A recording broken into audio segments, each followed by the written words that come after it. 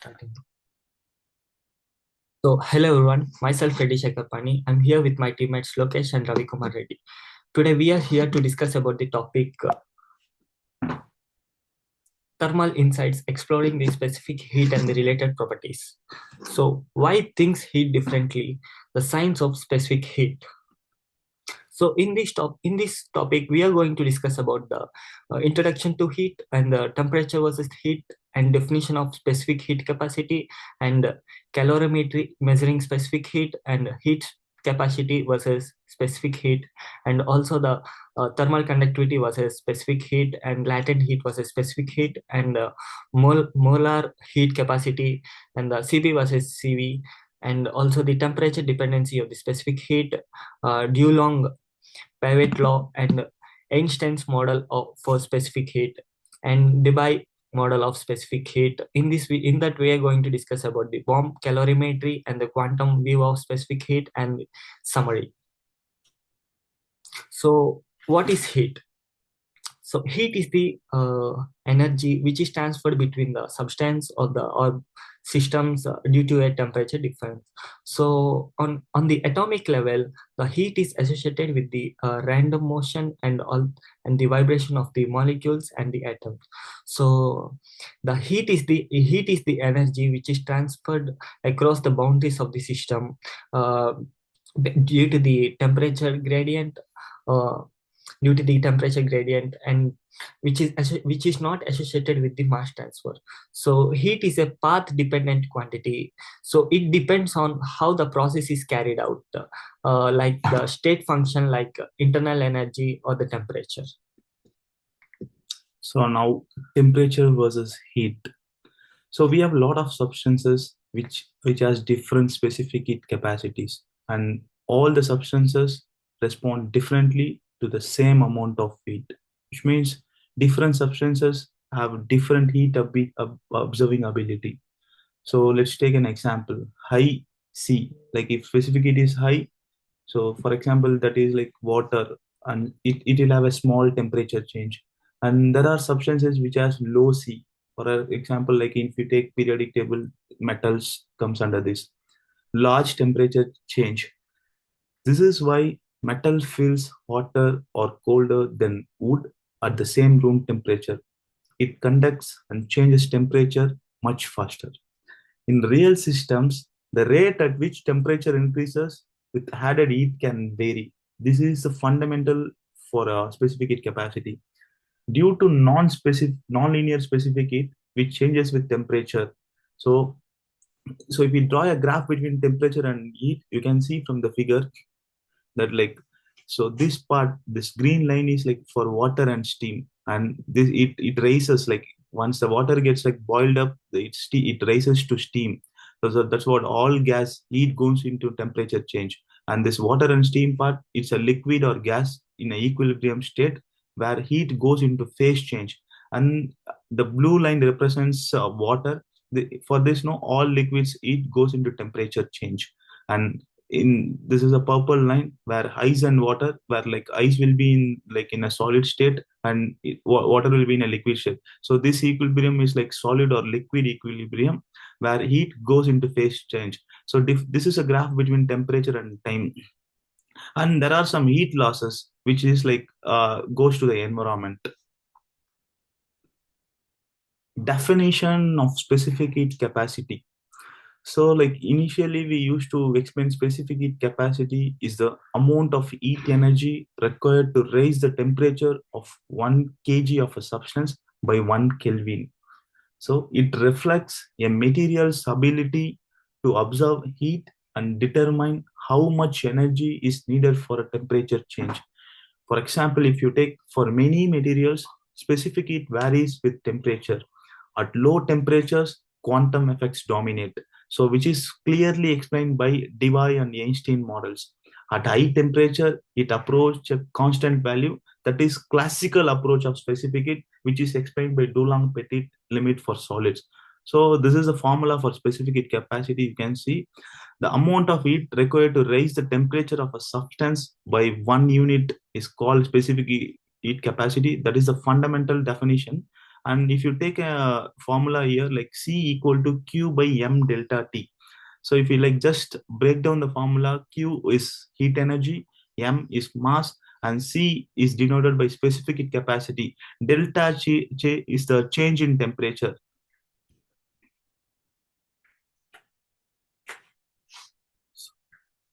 Now, understanding the equation and units.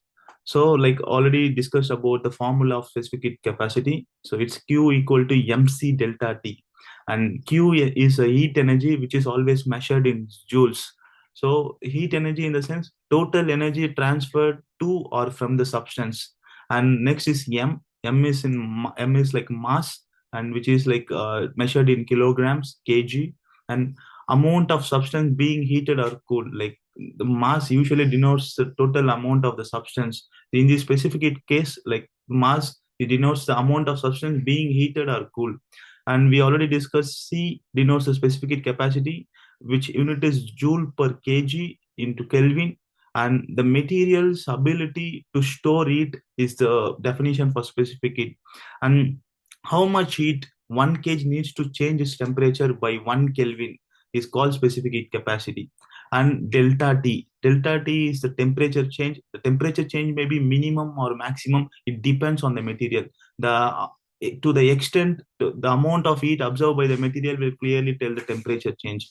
And finally, like temperature minus initial temperature will give the delta change. That is delta T equal to T final minus T initial. Yeah, here we can see the substance and specific heat capacity. The substance will be water and liquid, then it will be a 4186. It will be a very high and excellent heat storage. The ice is a solid state and it will be is equal to 2100, lower than liquid water. And aluminum, we can take the specific heat like 900, and the lightweight metal and moderate heat capacity. The copper we can take like a 385, the specific heat capacity, and it will be a good thermal conductor and low. The iron we can take that 450, and it is a common metal like a moderate heat capacity. Then the glass will be 840, it is an insulator moderate. Then air, it will be a dryer like near to 1005 at constant pressure. It is like a gas and depends on conditions. The lead will be 130, low C, and heats and cools quickly. Then we can take examples of specific heat capacitance like water has an exponential high specific heat and make it is an ideal for thermal regulation and coolant applications. Then the metals like a copper and lead have relatively low specific heat capacitance. Here we can saw in this table. Then so they heat up and cool down quickly. Yeah, the metals will be heat up and cool down very quickly. Here we can saw the specific heat capacity. Then the gases is like air, have a specific heat capacitance depends on weather and process like a constant volume or pressure. On this next slide, we can go for calorimetry, measuring specific heat. The calorimetry is an experimental technique used to measure the amount of heat exchanged during physical or chemical process. Like it allows us to determine the specific heat capacity of substance by measuring temperature changes. Here in this experiment, we can saw O2 as an input supply into this chamber, and the thermometer we can kept another one, and insulator can see here we can saw the electric heater inside that we can saw that. And here is the sealed vessel, and this is the whole experiment we can see, and the bubbles like a water, then it will be a stir. Then here we can see heat lost by the hot object equal to heat gained by the cooler substance, usually water or calorimeter. Then a sample of known as mass M is heated to a known temperature T initially. Then after this, the sample is then placed on a calorimeter containing water at temperature T of water. The final equilibrium temperature T is finally recorded. Then we can go for calorimeter is identically installed to minimum specific heat with the loss to the environment. Then common calorimeter types like a bomb calorimeter, like a coffee cup calorimeter, and precise measurement of temperatures and masses of crucially. In this slide we can compare the space. Here we can in this slide we can compare heat capacity and specific heat. Like in this graph, the red will be showing like a low heat capacity, and the blue will be showing like high heat capacity. Then here we are getting temperature. The temperature will be in Celsius with the delta T. The heat will be in joules Q. Then here we are getting like 4,200 result of water, and aluminum we are getting like 700. Then copper we are getting like 500. The iron will be getting like more than copper, like 100. Then the lead will be lower compared to all the materials. Then the materials with a higher capacity like water requires more energy to raise their temperature, making them effective thermal buffers in nature and engineering. The specific heat is material property. Substance like metals heat up quickly due to low capacity heat, while water resistance temperature change, storing more energy for kilogram. So now we will discuss about the factors which affect the specific heat. So the materials, so in materials, if we see if there are different substances which have the unique atomic structure that influencing the how much energy they store per unit mass.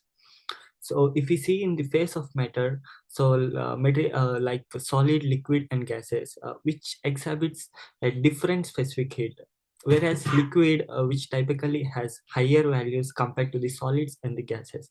In temperature, the specific heat may vary with temperature, especially near phase transition or in gases. In intermolecular bonding, strong molecular bonding like hydrogen bonds in water increases its ability to absorb the heat without a large temperature rise. So the molecule in molecular structure, the complex or the flexible molecular structures which stores more vibrational energy by raising the specific heat. In pressure, in gases, at constant pressure, the gases require more heat due to the expansion work. So the thermal conductivity versus the specific heat. If we see in there are two different types of graphs, which is the thermal conductivity of materials and the specific heat capacity of materials. In thermal conductivity of materials, the copper and the aluminum, which has the high thermal conductivity but the low specific heat capacity, which means they transfer heat quickly, but they do not store much thermal energy compared to the other. And also in this specific heat capacity of materials, the water is the water which shows the very low thermal conductivity at but it has a high specific heat capacity, and it also helps into store the more thermal storage and also the temperature regulations.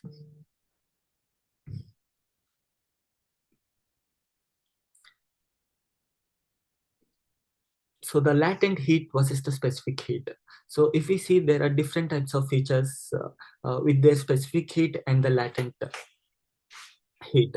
If we see in heat effect, where the specific heat rises or the lower the temperature, which causes the latent heat phase changes. If the temperature changes, the specific heat also changes and the latent heat doesn't changes. In phase change, the specific heat doesn't changes, but the latent heat changes. So these are the formulas for both and these are the units for example, the heating water from the 20 degrees Celsius to the 100 degrees Celsius, and in latent heat, the example is the melting ice at 0 degrees. Yeah, in this slide we can see specific in different status. Like the first step will be CP is less than AC for gases. At constant pressure, the extra energy does work to extend the gases. And the water has usually high specific heat. Before slide we can saw that 4.18 joules by calm K, and important for climate regulation. And the phases transformation, like example we can take like melting, boiling, the energy absorbed without temperature change, latent heat involved. In this table we can saw that state of matters like solid, liquid, gas, and the behavior, what is the behavior of a specific heat and why, and a reason and explanation. In solid, the specific will be lower but increase with the temperature. In liquid, the behavior of a specific heat is moderate, higher than solids. In gases, the specific heat must be highest, especially at constant temperature. Here we can saw the explanation like in solid, the atom vibrate in place. Heat does not into increasing vibrational energy, and in liquid, molecules have more freedom, energy used in vibrations and limited movement. So in gas, the molecule moves freely. The energy increases translationally, rotationally, and vibration motions. Then in this slide, the water specific heat, the specific heat is amount of heat required to raise the temperature of 1 gram of substance by 1 degree Celsius. Then water specific heat, water equal to 4.8 joules per grams. This is the higher than most other substance. Example, aluminum have 0.9 and iron have 0.45. Then air have 0.01. The water is popular molecule with high hydrogen bonds between molecules. When the heat is added, instead of immediately increasing the kinetic energy with the temperature, here much of the energy is the first used to break or loss in hydrogen bonds. Then this delays the temperature rises, increase the amount of heat required to hence the specific high specific heat. Then in this slide, we can see that how it creates impact on environment. Climate regulation. Large bodies of water like oceans and lakes absorb massive amount of solar energy without extreme temperature change. Then this is the buffers of Earth climate, preventing extremely daytime or nighttime or seasonally temperature swings. Then we can see in biological stability like human or animal bodies like a 60% or 70% of water benefit from this property. Internally, temperature remains relatively stable despite environmental changes, crucially for exchange function and metabolic process. Then weather and coastal climate, water high have high specific heat capacity results in middler climate near oceans like slower heating or boiling compared to land. In we can see in conditions of ocean currents transporting heat from the equator to the poles and moderating global weather. So we have a lot of engineering applications for specific heat capacity. So if you take like power plant cooling, the purpose of specific heat capacity is to remove heat from the reactors and turbines. And the benefits, it prevents overheating and ensures safe operation. And we have automotive sectors also, like for automotive radiators, engine temperature control we can do, and efficient heat absorption and dissipation is the benefit from that. And we have HVAC systems, and where heating and cooling buildings, like very often we used to use for HVAC system. And the benefit from this is stable and efficient heat transfer over long distances. When it comes to thermal energy storage, storing solar or industrial heat is the purpose for thermal energy storage, which helps us to store large amount of energy with small temperature changes. And for steam generation purposes, it's majorly supports the industrial generation, like which helps in industrial heating and sterilization, and it benefits of stable and controlled steam production. And specific it also we can use in fire support systems. Yeah. So now moving on to molar heat capacity. So molar heat capacity is the derived form of specific heat capacity. So for the definition, if you say the amount of heat required to raise the temperature of 1 mole of a substance by 1 Kelvin or 1 degree Celsius. Formula for molar heat capacity is C equal to Q by N dot delta T, where Q is the heat absorbed from the external energy, and N is the number of moles, and delta T is a temperature change. Molar heat capacity gives insight into how much heat energy a mole of a substance can store per degree change. It's very crucial in thermodynamics, chemical engineering, and material science. So now, like explaining a graph for CV versus CP. Yeah. So you can see the comparison between CV versus CP for ideal gases. So you can see some blue dotted lines and purple dotted lines. So a solid line represents CP, and whereas dashed line represents CV. And the blue line represents the monoatomic gas. So usually monoatomic gases like helium and neon, they are like organic gases. And the green line, the top green line is the solid line, which represents the diatomic gas, which is O2, N2, which is like very abundantly available in atmosphere. As shown, CP is always greater than CV in both the cases due to additional work done by the gas during expansion at constant pressure. Like so, so if you take CV as a constant volume and CP as a constant pressure, so in the definition case, CV is defined by heat required to raise temperature of 1 mole by 1 Kelvin at constant volume, whereas CP is same, but it like at constant pressure. Work, when it comes to work done by the system in CV state, constant volume, no work is done, where volume is fixed. But in like when gas expands, work is done at constant pressure.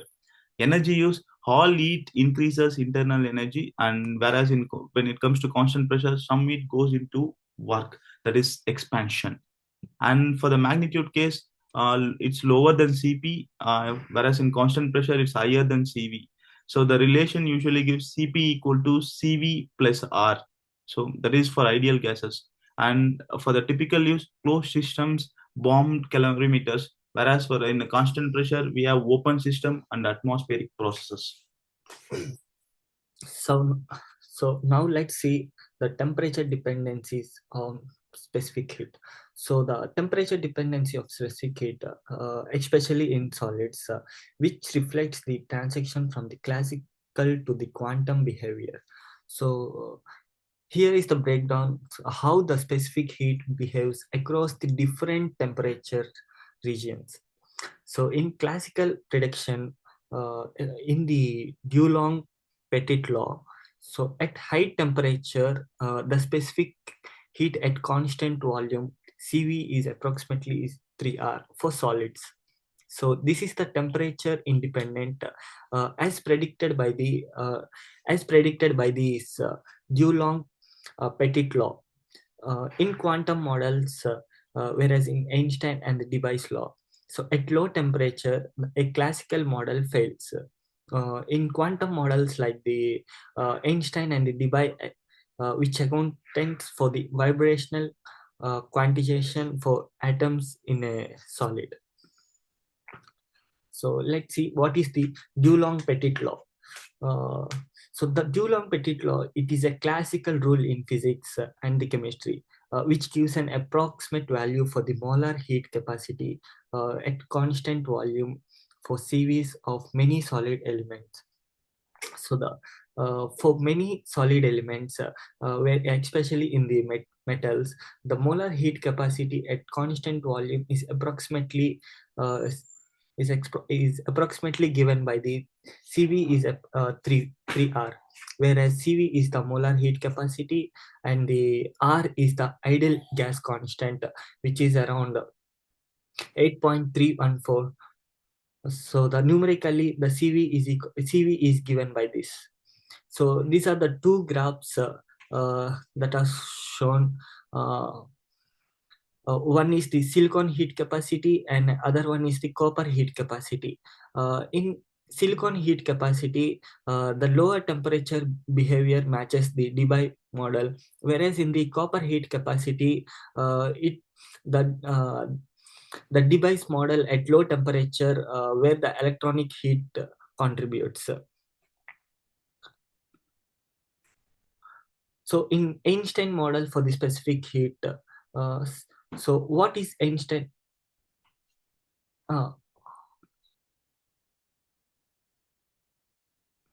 So what is Einstein model for the specific heat? So the Einstein model is nothing but the a classical Dulong-Petit law, which is predicted which predicts the CV is equal to 3RC, whereas V is equal to 3R for all solids. Whereas it fails at low temperature experimentally. Whereas in Einstein introduces a quantum approach to explain this behavior, which treats each atom in a solid as a quantum harmonic oscillators, whereas the vibrational energy is quantized, which is unlikely classical oscillators.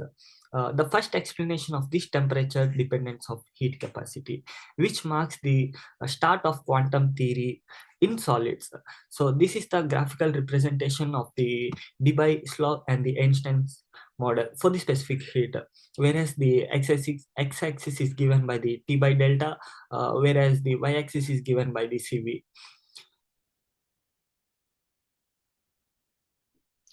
Now, like assumptions of the Einstein model. So as like my friend explained, Einstein model is a quantum approach for the specific heat, where Dulong-Petit was the classic approach of specific heat. So if you take assumption of the Einstein model, each atom vibrates independently in t direction. Like if we go for a three-dimensional wave, like all the atoms will independently vibrates in x, y, z direction. The models as a quantum harmonic oscillator. All atoms vibrate with same frequency, that is EV, that is we call it as Einstein frequency. No phonon dispersion is considered. Allowed vibration energy is like for each atoms En equal to n plus 1 by 2 HVE, where n is equal to 0, 1, 2. And probability of occupation follows Pn directly proportional to e to the power of minus En kBT, leads to temperature dependent average energy.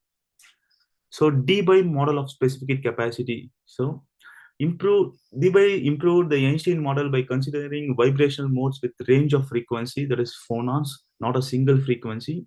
A solid is treated as a continuous elastic medium, and all the atoms vibrate collectively as phonons, which is quantized sound waves. Vibrational frequencies are distributed up to a maximum cutoff called Debye frequency, where in Einstein model we set up Einstein frequency. Debye's heat capacity at constant volume. So the Debye's heat model of the heat capacity as this equation, where the probability density of E is given by 3V kept to the kb to the power of 4 t power 4. So integrated along 0 to x d x cube by ex power minus 1 dx, which gives like the overall formula gives the CV, that is dou E by dou T with V as a constant volume. For 1 mole, CV is given by 12 R pi power 4 by pi T by theta D whole to the cube. Bomb calorimeter.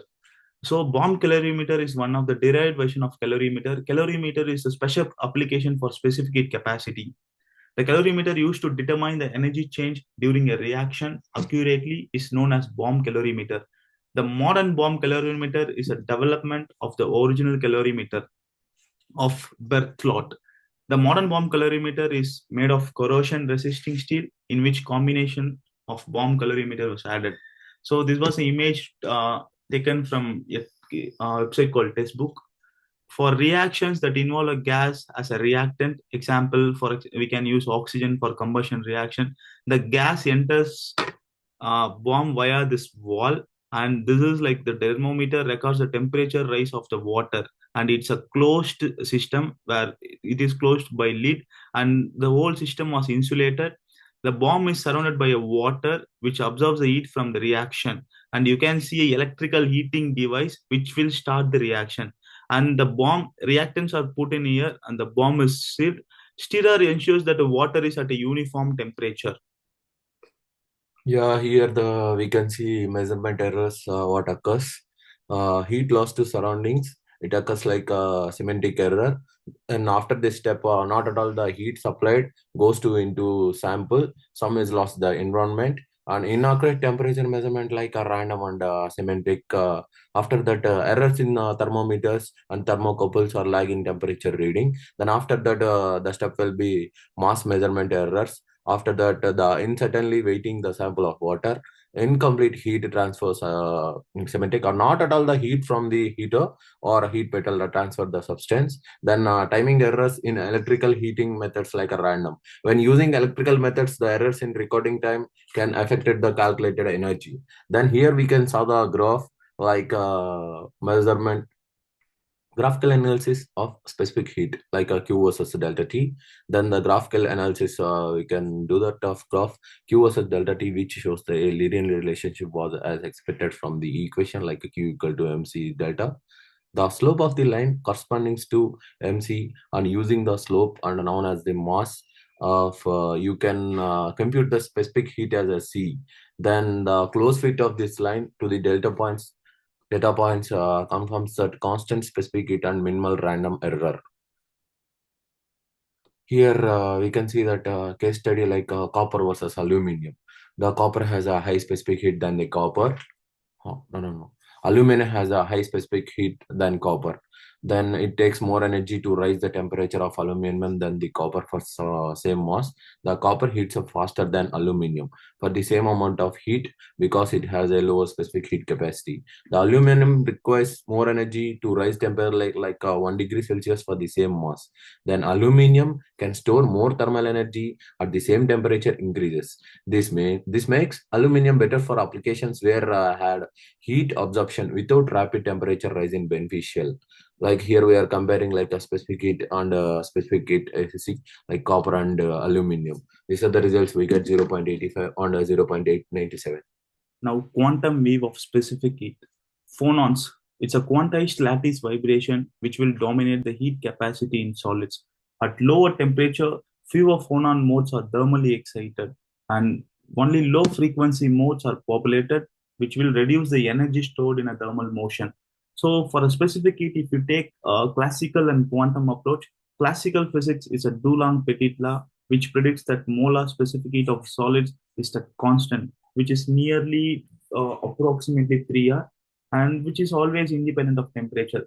But experiments show specific heat drops to zero, and as the temperature approaches absolute zero, which will explain completely by the classical theory. And when it comes to energy quantization, quantum theory assumes the vibrational energy of atoms in solid is quantized, meaning atoms can only vibrate at certain discrete energy levels. At higher temperature, quantum models converge to classic Dulong-Petit law. At lower temperatures, quantum effects dominates, specific heat approaches to zero. So, like from the overall presentation, to summarize the presentation, first definition. So, specific heat is the amount of heat required to raise the temperature of a unit mass of a substance by 1 degree Celsius. And the major types of specific heat at constant volume, specific heat at constant pressure. So to understand classically, we use Dulong-Petit law, which states molar specific heat of solids, which is very congruent to 3R, and quantum explanation accounts for temperature dependent variation in solids, which explains drop in specific heat at low temperature. And for the temperature dependence, high temperature specific heat tends to classical values, and for low temperature, specific heat decreases, approaching zero. Importance. Specific heat helps understanding thermal properties, energy storage, and behavior of materials in different temperature regimes. And these are the references we took. We have some book references, also some paper references. And thanks for the attention. Thank you so much. Thank you.